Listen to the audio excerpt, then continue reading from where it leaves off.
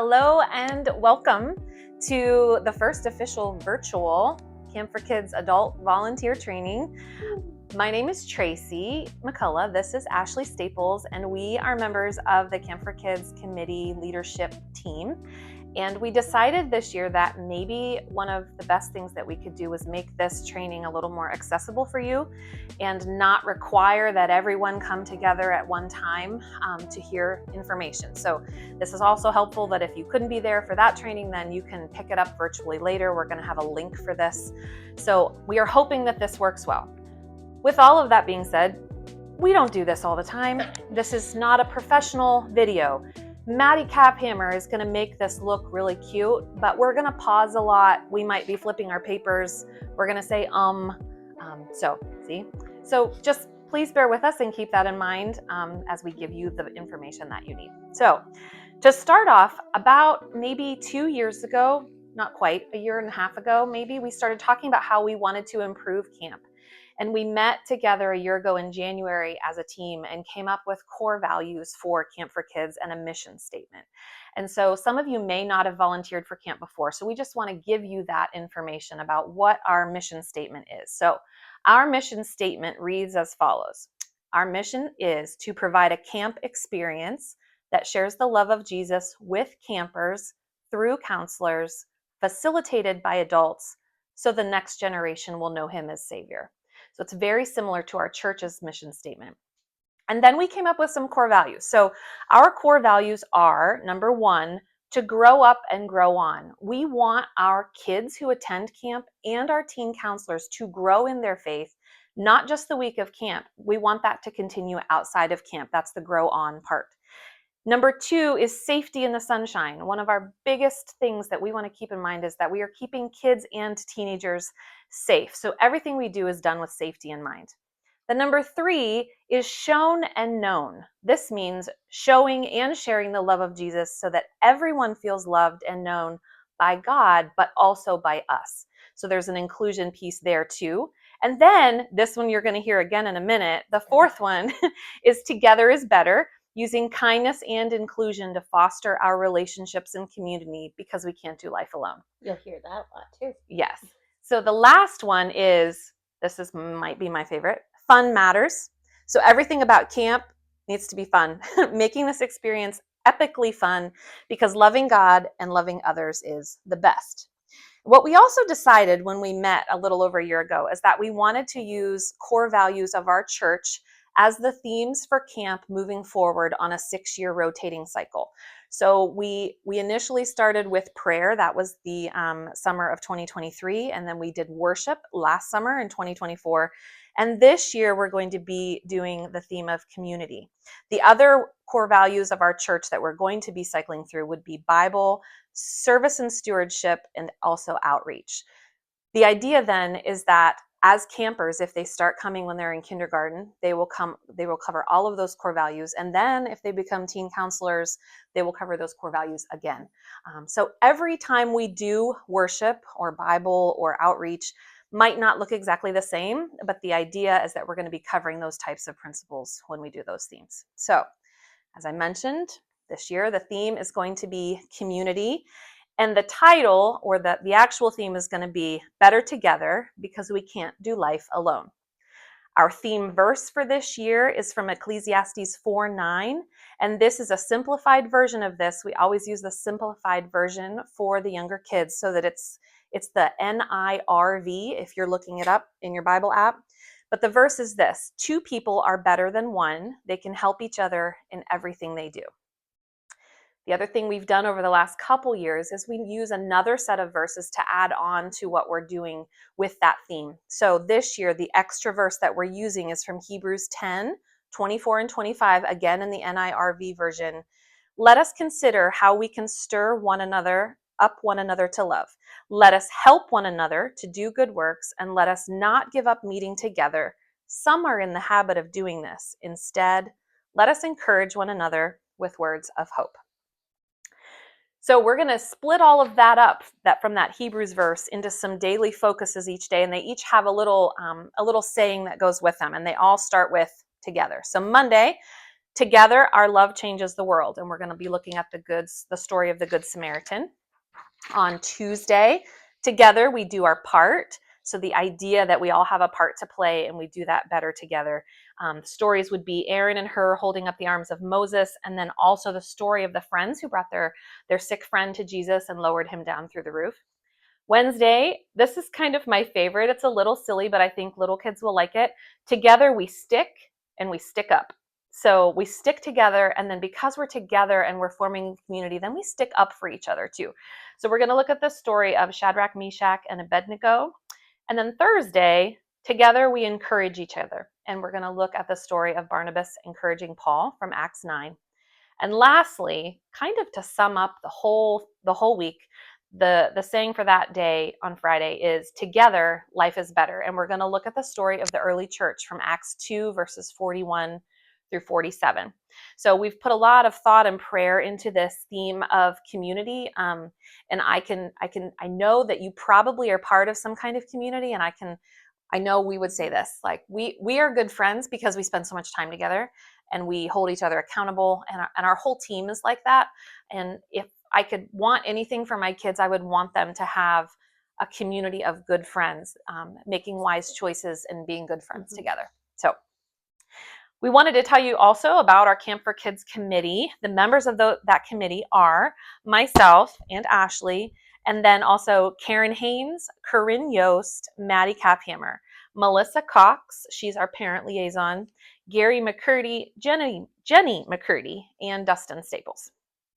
So a couple years ago, we also had this whole thing with trying to make sure we vet our counselors better. In years previously, we would just beg for counselors, and we would get what we would call some riffraff. And then we would have problems during the week, maybe foul language from the teenagers, or just not the kind of behavior that we would want at our Christian camp. And so we really made it a lot harder for them to be a counselor. We kind of expected that then we would have less to choose from, because we were making it harder.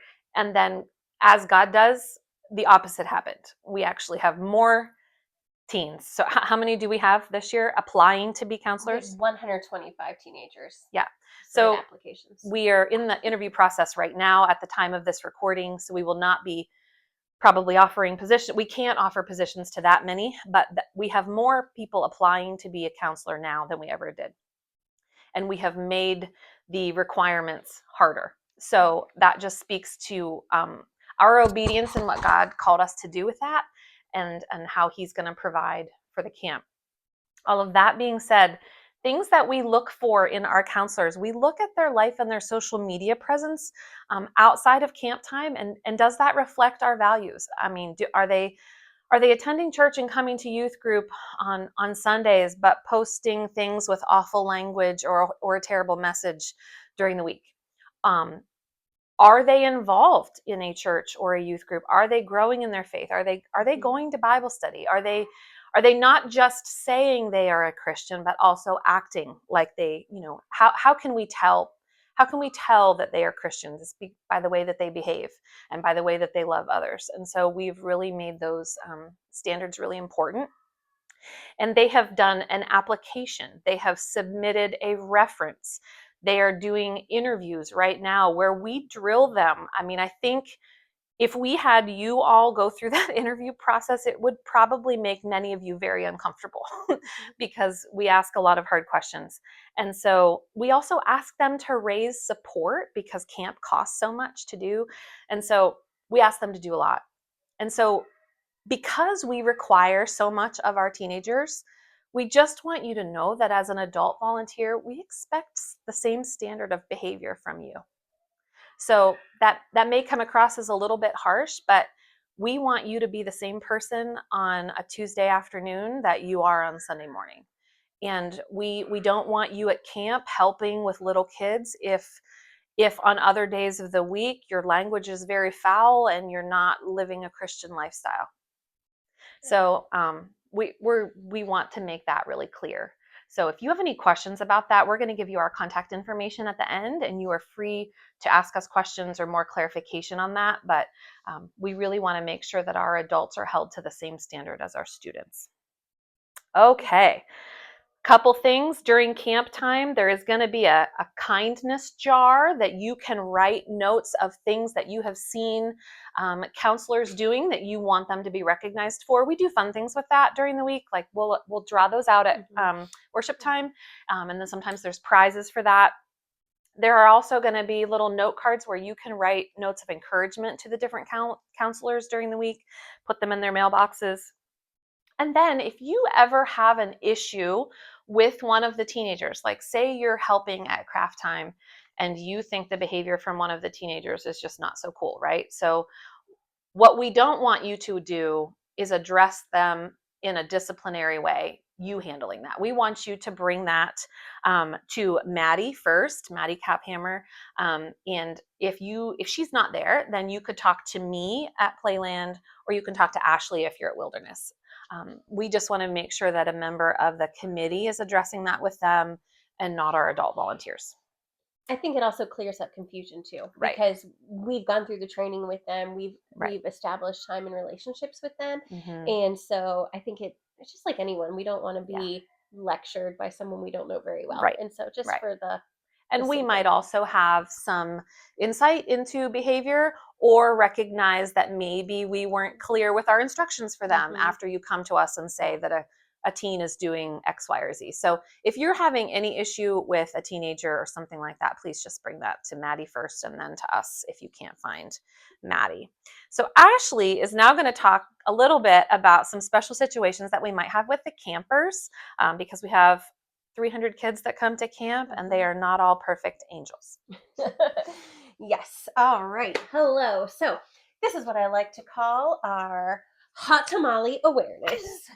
And so we all know that we have our own spicy meter at times, right?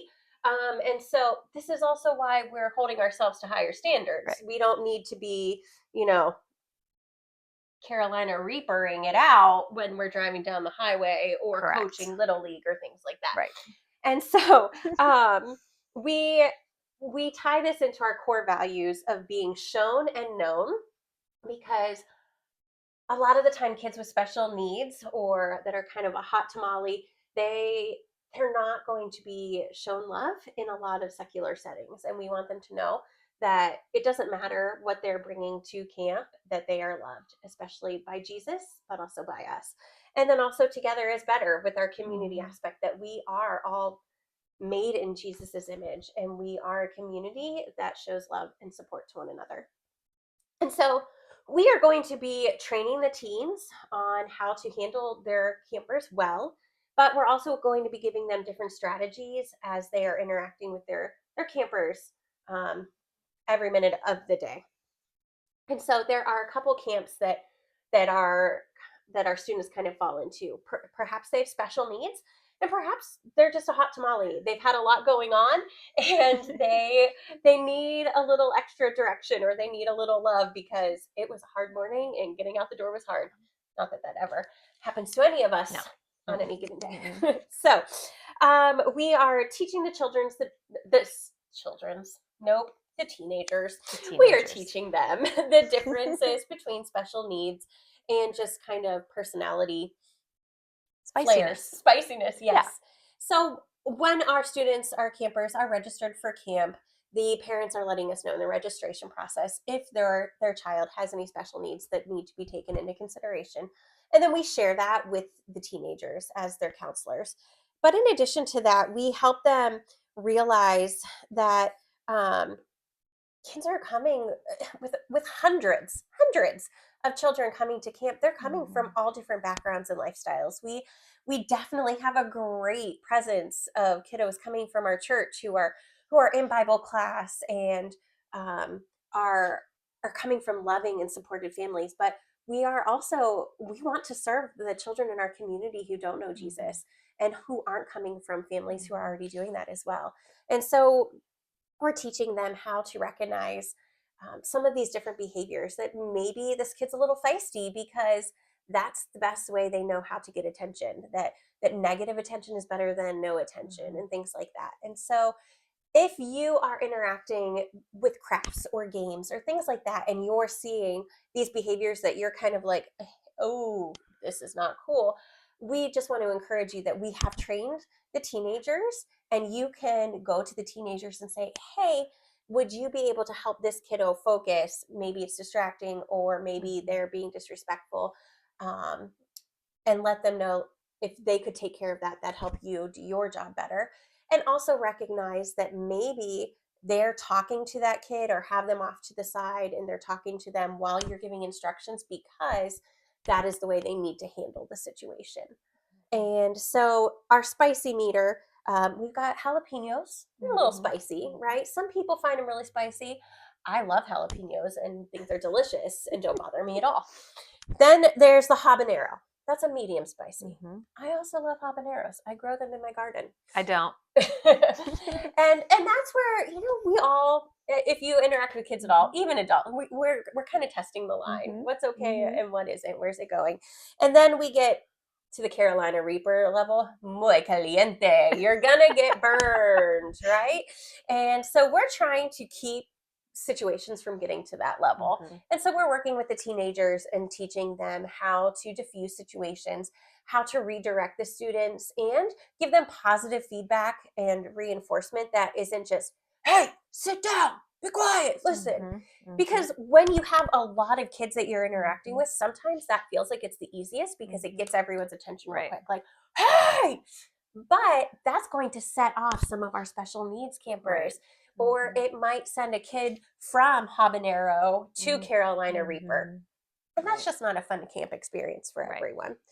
So we will have physical needs and health needs our students will be aware of, and we will help them through that process. And they might come to you as an adult volunteer and say, hey, I have a kiddo with some special physical needs, and so they can play these games, but we have a chair they need to sit in if they need to take a break.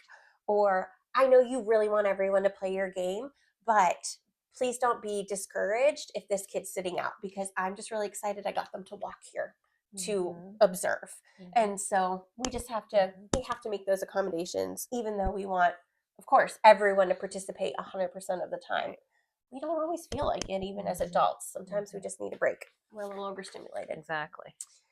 And so we will go through the training with the teenagers about, kiddos with ADHD and ways to best handle them, kiddos on the autism spectrum, if they have ODD, any of the things that could just make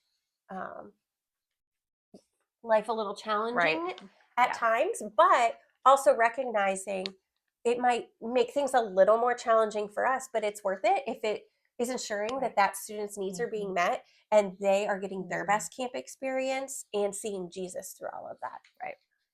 And then finally, we talk about pineapples and rutabagas. I just came up with those terms because pineapples are... She came up with all of the terms. Let's face it. It's how my brain works. It's fine. It's good. Maybe I'm a pineapple. Well, you're not a rutabaga. I'm not a rutabaga. No. So sometimes people are just different.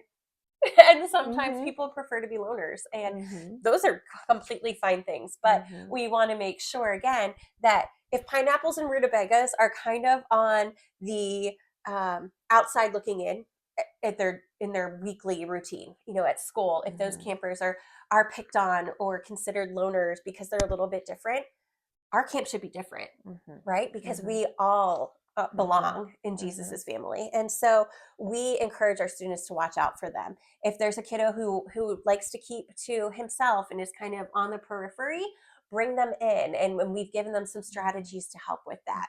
And if they're a pineapple and they're just being their best wild self, embrace it. Go with it. My kids tell me all the time I am ridiculous. And I'm okay with that, because we all need a little ridiculousness in our lives from time to time. Yes. And so we need pineapples to make our lives a little bit sweeter too. That's right. That's right.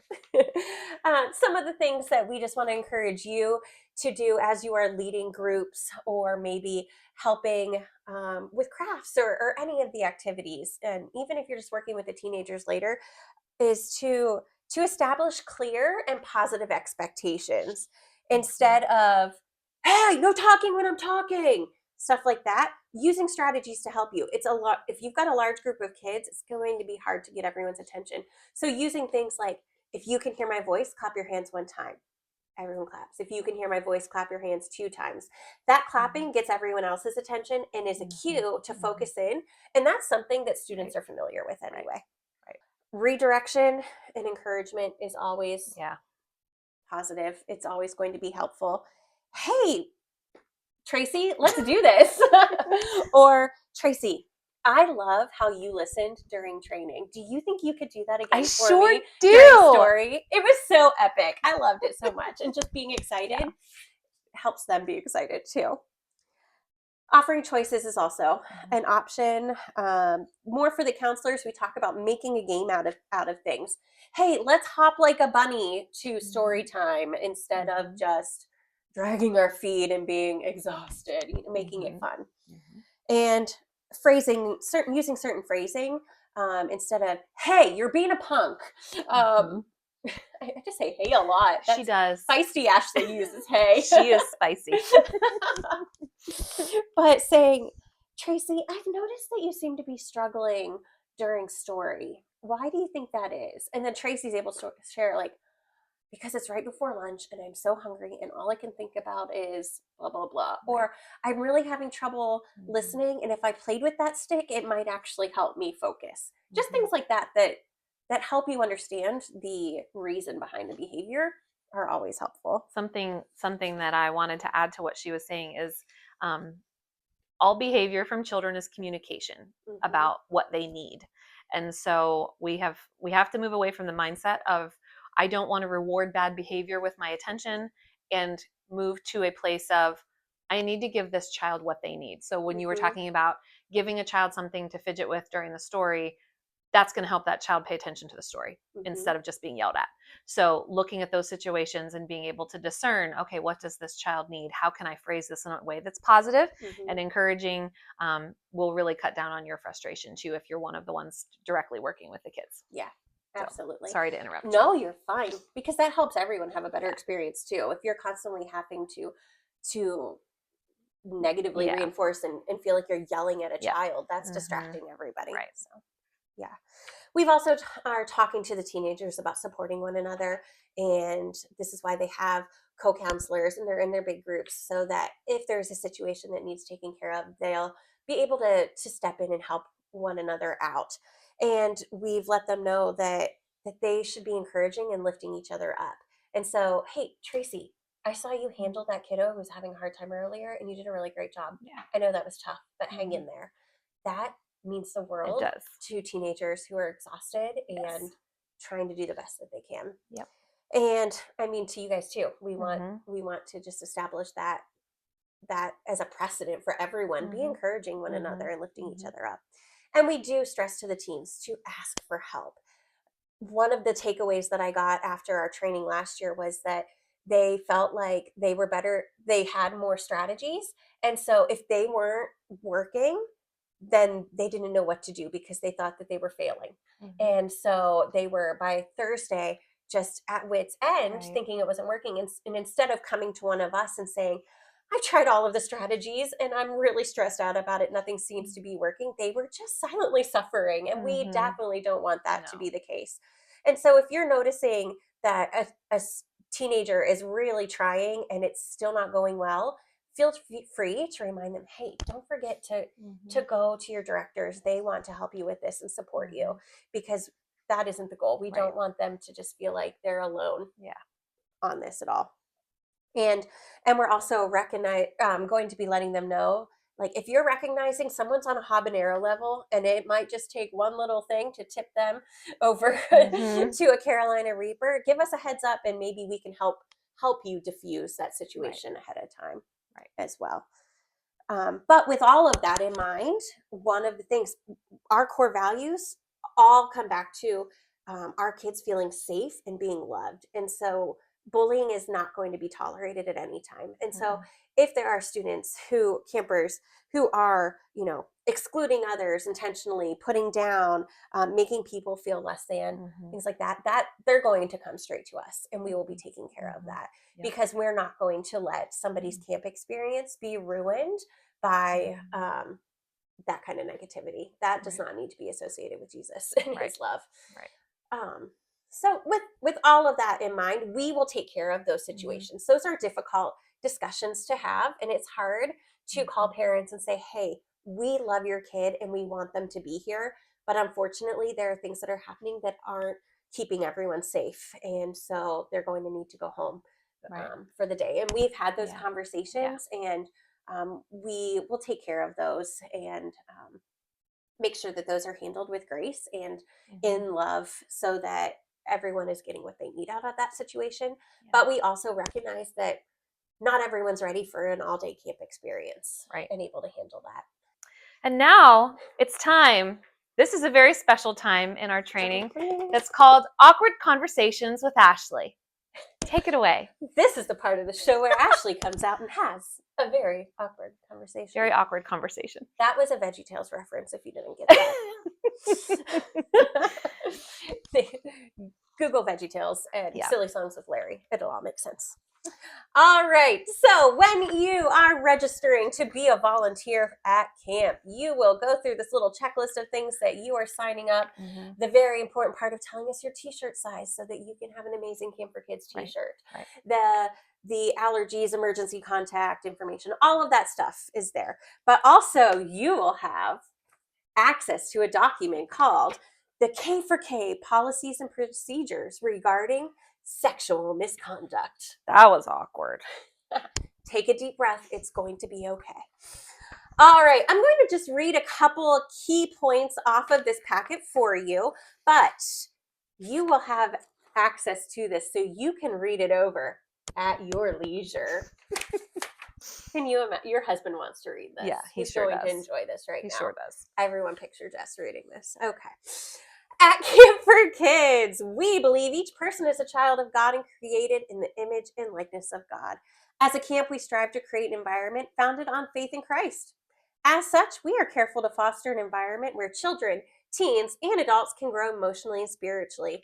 Christ instructed us to love one another as he loved us, giving his life for our sakes. Accordingly, any behavior that exhibits Christian virtue is expected. Conduct which is contrary to Christ's teachings is a sin and unacceptable.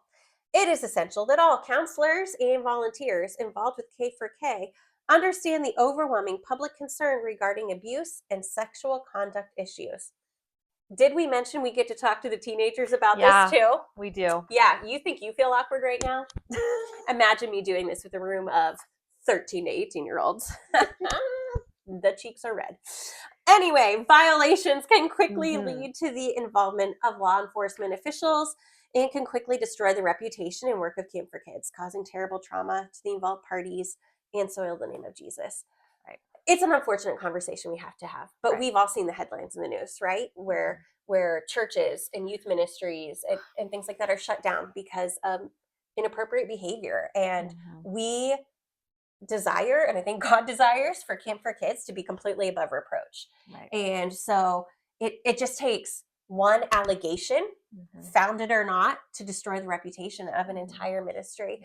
And now we've got over 300 campers, we've got over 100 teenagers, and how many countless adults helping out who are affected by this. And we take the seriousness of that to heart. Sorry, I hit my microphone, Maddie. We take all of that to heart, and we have worked really hard as a church to have a reputation of an outstanding camp program, and that takes years to develop. And a single inappropriate experience throws it out the window, and we don't want that. We don't want the enemy to try to work in that way. And so we just put this information out there so that there are no question marks. Nothing is left unsaid or unknown. And so with all of that in mind, this packet I keep holding up is a written policy statement that is designed for clarification of the issues among all volunteers and counselors. And again, even the appearance of inappropriate conduct or the filing of a false allegation can cause irreparable damage to the reputation of the accused person and K4K forever. And so all volunteers, no matter the capacity, we give everyone this, the counselors all the way to the sandwich making ladies. Right. We appreciate you, but you need to know also. Yeah. You just need to be cautious and avoid doing anything that could be interpreted as sexual abuse or sexually inappropriate conduct. We live in an age where everything is recorded, and we see it all the time where pictures or videos are misconstrued and used against people, and it's not even the situation that happened at all. And so we, again, just want to keep everything above reproach, knowing that we are doing the best we can to protect the interests of all children, campers and counselors, as well as you, our volunteers. This is going to go through a lot of things that are considered sexual misconduct.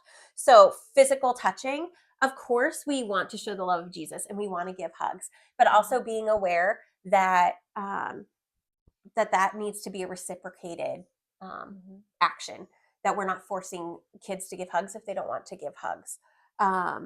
We are not forcing hand holding or things like that could make people feel uncomfortable. And of course, the intent behind all of that is what matters. It's never to be conducted to fulfill any kind of sexual gratification or anything like that. If we're going to give a hug, if we're going to give affection to someone, that it is not being misconstrued. And so it might be stopping and thinking, is a hug an appropriate action right now? Maybe it's just an arm on the shoulder as you're talking to someone. Maybe it's a high five, an elbow, just thinking that through. Sexual misconduct also includes verbal misconduct. And, we talk a lot with the teens about vulgar, obscene, and suggestive talk. And I think that is something that is, goodness, it's our culture is just filled with it. And so it can become something that just happens easily. Right. And so guarding our mouths, asking Jesus to guard our hearts and our tongues, which are things that we're doing as growing Christians anyway, but really being aware of that, especially when we're in a position where we're teaching children what it means to follow Jesus. Right. A lot of the things we talk to the camper or the counselors about is being cautious of massages, hand holding, sitting on laps. The full body hugs are what I'm really talking about with hugs. I do a little thing with them where I show them the art of side hugs or A-frame hugs, which I don't even know why those are a thing. They're weird, but it makes them laugh. So we use that. But just noticing, like, okay, if you've got 15-year-olds who are the counselors of kindergartners, during story time, they might want to sit on their lap. That's a comfort thing. That's an age appropriate thing, but also being cautious of, is it a boy counselor? Is it a girl counselor? Where are those lines? And always having the mood, I think, kind of assessed. Right. And that there might be times that that's okay and it's going to be appropriate. But for example, our 4th through 6th graders over at Wilderness Camp, they don't need to be sitting on their counselor's laps. For starters, some of them are bigger than their counselors, but second of all, they're developing crushes and it can get awkward real fast. And so we just talk about being aware of those differences and really trying to read the situation and knowing what's going on. And that offering to hold their hand as you walk, skip from activity to activity is great. Yeah. Maybe not 6th graders, but again, that gets awkward. But with the little kids, just the difference. I hope you understand what I'm trying to say here. We have some other just guidelines for volunteers that we want to touch on, just that never touch anyone against the person's will. And that can be expressed to you verbally or non-verbally. We always need to be aware of non-verbal cues and doing that, unless, of course, it's to prevent an accident. If a kid is going to bash their head, grab them up. Don't let that happen. Right. But just being aware of that. And again, the appropriate touching, taking into account the touched one's comfort level and where that goes and how their they're expressing to you that how comfortable they feel. And even just keeping in mind that appropriate touching can quickly become inappropriate, such as excessive tickling or wrestling or teasing a camper. That line can be crossed easily. And so recognizing it that, yeah, maybe I'm going to tickle them and have fun, but I'm not holding them down and tickling them and as they're screaming, you know. So again, there's a lot to this. It's not an exhaustive list, but we do list out everything that we can think of, just because we want to make sure that we are not leaving any gray areas to the imagination. If you are noticing anything happening, please come to a staff pastor at the church, or come to one of the committee members, and we will make sure that it is addressed appropriately and swiftly. Yeah. And so this isn't meant to scare you. It's more just meant to protect everyone, I think. And it's coming from a place of love, and again, making sure that we are doing our best to be a light for Jesus. We don't ever want to be a statistic like we see in the news. Right. And so that packet is listed in the registration that you've already done on Planning Center, and you may have already even completed this before even watching this video. And if you have, then if you have any further questions about that, just please reach out to us. There's going to be a spot on there that we ask you to type your name or initial. I can't remember exactly how we're going to do that, but you will acknowledge that you've read this and that you agree to uphold it, so that we have all our bases covered there. We just don't want to be missing anything. Right? Yep. And because of that, another thing that we need to make sure is that all of the people that serve in any capacity at camp, even if you're making sandwiches, even if you're there in the evenings just filling water jugs, not just filling water jugs, because that's very important. Yes. Every single adult in any capacity has to have their criminal record check for the state of Pennsylvania and their Pennsylvania child abuse history clearance completed and then on file. So if you do not have those documents and you need help doing that, you reach out to me or Karen and we will help you. If you think we might already have those from you, but you just aren't sure, let us know that. We will check. But you cannot serve at camp until we have those clearances in place. And then again, that's for your protection, and that's also so that we can show the world that we're being careful and about who we have help at camp. Yeah. Think about how much you love your own children, your grandchildren, or nieces and nephews. You want them to be in a safe environment. So and the sooner the better. The sooner the better. The criminal record check can be done very quickly online. The child abuse history clearance also done online, but kind of takes a little bit longer. It's not immediate. It might even be as much as 2 weeks. So want to get that done now.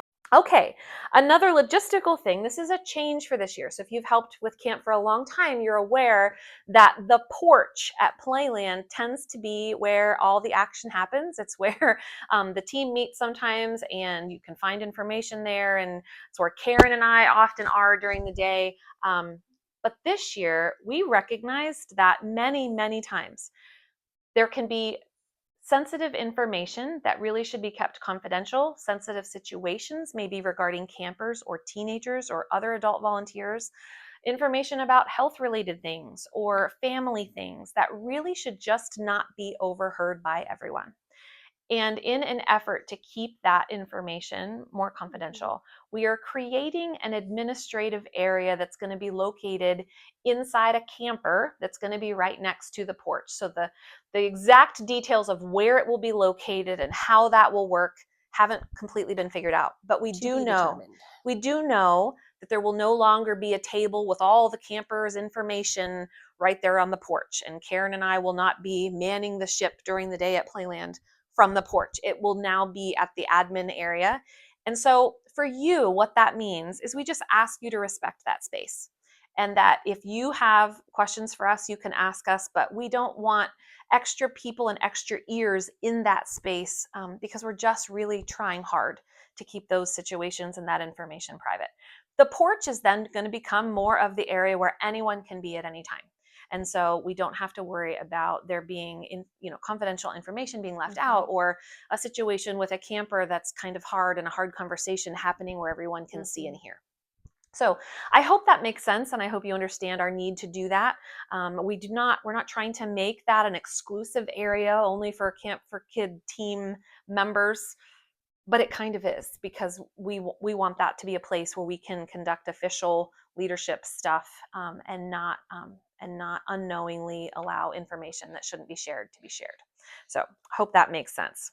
Another logistical thing is that just on the first day of camp, if you're there, there's a lot of chaos that happens. Lots of parents coming to drop their kids off at camp. When the buses come, kids are coming off the bus and they may not know where their groups are, and it's exciting, and there tends to be a lot of confusion. We've done red shirts for some of the members of our volunteer staff in the past, but this year we want to make it very clear that there will be people in red shirts, and on Monday morning at drop-off, if anyone asks you where they should go to take their child or figure out where their child's group is, you just point them in the direction of a red shirt. So if you see anybody with a red shirt up in the field where the drop-off is happening, go see that person. They're all going to have lists with the kids and their groups. So just wanted to point that out. We will help you with that.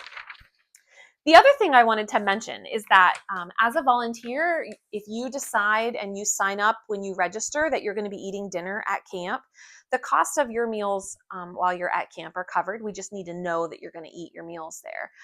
But we are going to ask that if you have like a family member, your children in the evening who are camp age, or your spouse or a friend coming and they're going to also be eating dinner, when you register, we want you to indicate that in your registration. And then also please keep in mind that the cost for their meal isn't covered, and we're just going to ask you to make a donation toward that. There's going to be a donation bucket in the main, in the dining hall at Playland every night for dinner. So if you could just make some kind of donation toward the cost of their meals, that would be very helpful. The cost of camp is astronomical, and even eggs now. You know the cost of eggs. Yeah. Right. So food is really expensive. Okay, one of the last things we want to mention is that last year we started something, we wanted your feedback, and we didn't do a great job of getting that information about that survey to you. Great intentions. We had great intentions, and we just didn't make that happen as well as we could have. We put up posters with a QR code on Friday and asked anybody that we could see, hey, please click on this, use your camera, do this QR code, and there's a survey so that you can tell us what you thought about your experience as a volunteer. This year, we're going to still put up those posters on Friday, but we're also going to email you the link for that survey after camp is over. We have your email address from your registration. All adult volunteers are going to get that emailed to them after the fact. This is where we want you to be really honest about what you loved and what you were frustrated by. Sometimes we can fix the frustrating things, and sometimes frustrations just come with Kamp4Kids. That's Satan's way of irritating us. But we really want to do everything we can to make it the best experience for our volunteers also. So we really do appreciate your feedback. And here's the other thing. We really appreciate hearing what you loved, because we put a lot of work into this, and sometimes it can be discouraging to only hear negative things. So if there was something you thought overall that we as a team did really well, or an activity leader did really well, or a teenager did really well, please let us know that. It means the world to us to have that encouragement from you too. All right, final thoughts. We're still working to fine-tune multiple things. We wanted this training to be better. We want many things to be better. And as soon as we figure out how to do one thing better, it feels like there are 5 more things that pop up that need our attention and need our fine tuning. So we appreciate your patience. As of the recording of this video, this is Tuesday, April 15th, when we're recording. We don't have an official volunteer coordinator yet. We had intended for that position to be filled, and it's not. And so what we want is one person who is kind of mother henning all of our volunteers and making sure everybody gets plugged in and has the information that they need to make their experience a great one. And so in the meantime, we're all going to be handling a lot of that. And so again, we want you to know that we want to handle your participation in camp with care and intentionality, and we're really trying hard and we're working on it. In the meantime, you can always reach out to me and Ashley. Maddie's going to have our contact information for you on the screen right now. You can text us, email us, ask us any questions, and we will do the best we can to help you. In closing, we can't do camp without you. We absolutely cannot do this without you, and we're so thankful for you and your willingness. Thankful that you sat through this video. We are going to have a short, very short Google form to fill out with some specific questions about things that we addressed in the video. Basically, it's just proof that you watched it. So please don't worry about the questions. They're going to be really easy. And again, if you have any other feedback for us, please let us know, and we can't wait for camp. Thank you. You're Thank the you. best. Bye. We're better together.